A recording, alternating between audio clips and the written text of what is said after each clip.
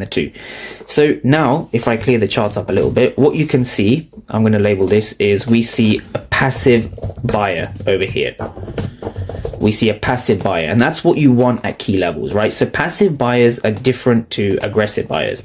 You don't see any passive buyers on the delta footprint charts, right? Passive buyers are for you to dissect and understand based on price action. So here, when you see a lot of negative delta and you see the markets moving higher on 2 occasions, that shows you the negative delta, or the aggressive sellers haven't been rewarded in price, right? When they don't get rewarded, that shows you that buyers are in control.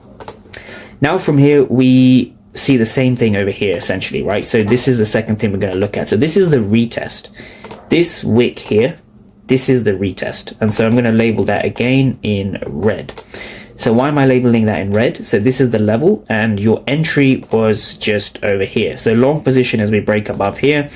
You can have your stop loss here, or ideally below these wicks. And we did go for a 1-to-1, I believe, right? Just over a 1-to-1.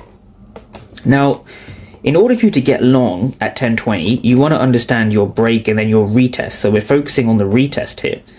Now, the retest is even more interesting, right? Because the retest itself is significant. Because what's happening here is we see a lot of aggressive sellers, right? We see 23 for 0, 271 for 29, right? 271 for 29, a lot of aggressive sellers failed to break below the level again. So what we see over here is we see passive buyers propping price up. We see aggressive sellers failing, which means passive buyers prop price up again.